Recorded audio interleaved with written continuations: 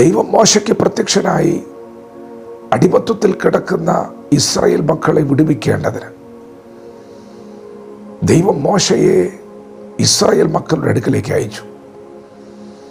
മോശ മുഖാന്തരം ദൈവം ഇസ്രായേൽ മക്കളോട് കൽപ്പിച്ചത്, ഞാൻ നിങ്ങളെയും മിസ്രയീമിൽ അവർ നിങ്ങളോട് ചെയ്യുന്നതിനെയും സന്ദർശിക്കുന്നു.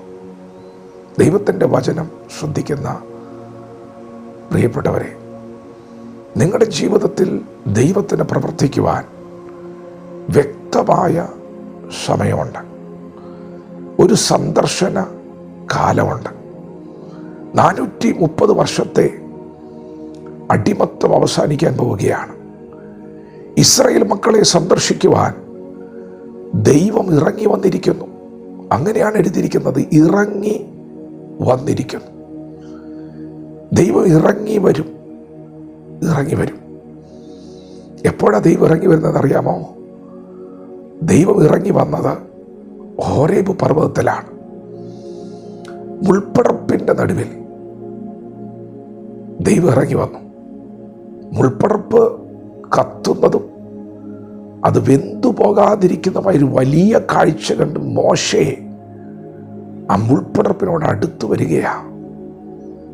ദൈവം ഇറങ്ങി വന്നത് മോശയുടെ മുൻപിലാണ്. ദൈവം പ്രത്യക്ഷനായത് മോശയുടെ മുൻപിലാണ്. ദൈവം എന്താണെന്ന് മോശയോട് പറഞ്ഞത്?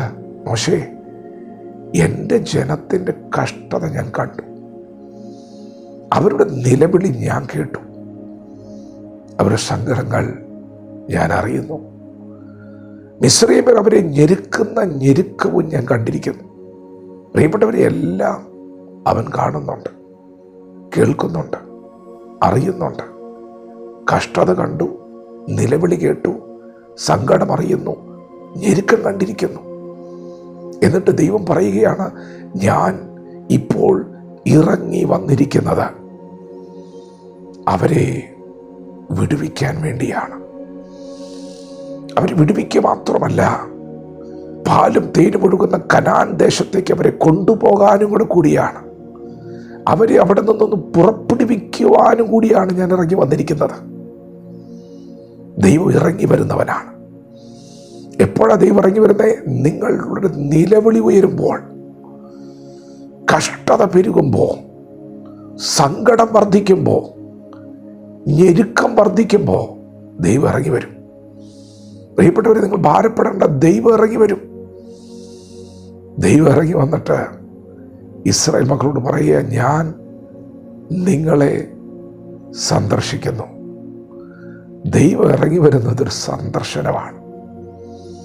ആ സന്ദർശനം നിനക്ക് വിടുതലാണ്. കരയുന്ന സഹോദരി, നിനക്ക് വിടുതലാണ്. നിലവിളിക്കുന്ന സഹോദരൻ, നിനക്ക് വിടുതലാണ്. സങ്കടപ്പെടുന്ന സഹോദരൻ, നിനക്ക് വിടുതലാണ്. സങ്കടപ്പെടുന്ന മാതാവേ, നിനക്ക് വിടുതലാണ്. ദൈവം വന്നിരിക്കുന്നത് വിടുവിക്കാനാ. കരയുന്നവരെ വിടുവിക്കാൻ, ദുഃഖിക്കുന്നവരെ വിടുവിക്കാൻ, ഒറ്റപ്പെട്ടവരെ, തകർക്കപ്പെട്ടവരെ വിടുവിക്കാൻ അവൻ വന്നിരിക്കുന്നത്. ദൈവം കാണുന്നുണ്ട്. നിന്റെ കഷ്ടത, നിന്റെ നിലവിളി, നിന്റെ സങ്കടം ദൈവം കാണുന്നുണ്ട്. ഇറങ്ങി വരും. നിന്റെ കഷ്ടത കണ്ടു നിൽക്കുന്നവനല്ല ദൈവം. നിന്റെ സങ്കടം വർദ്ധിക്കുന്നത് കണ്ടു നിൽക്കുന്നവനല്ല ദൈവം. ദൈവം ഇറങ്ങി വരും. പ്രിയപ്പെട്ടവരെ, നിങ്ങളെ വിടുവിക്കാനാണ് ഇറങ്ങി വരുന്നത്. അപ്പോൾ തന്നെ മിസ്രയീമ്യർ നിങ്ങളോട് ചെയ്യുന്നതിനെ അവൻ സന്ദർശിക്കും. ദൈവത്തിൻ്റെ സന്ദർശനത്തിങ്കിൽ നിനക്ക് വിടുതലാണെങ്കിൽ, നാളിതുവരെ നിന്നെ അടിമപ്പെടുത്തിയ, നിന്നെ ഞെരുക്കിയ ശത്രുവിനത് ന്യായവിധിയാണ്. 430 വർഷത്തെ അടിമത്വമാണ് അഴിഞ്ഞത്. നിന്റെ അടിമത്വത്തിന് എത്ര കാലപ്പഴക്കമുണ്ടെങ്കിലും ദൈവം ഇറങ്ങി വന്ന വിടുതലാണ്. ദൈവം ഇറങ്ങി വരുന്നത് വരെ നീ വെയിറ്റ് ചെയ്യണം. നിലവിളി ഉയരുമ്പോൾ നീ വിശ്വസിക്കണം, എൻ്റെ നിലവിളി സ്വർഗത്തിലെത്തുന്നുണ്ടെന്ന്.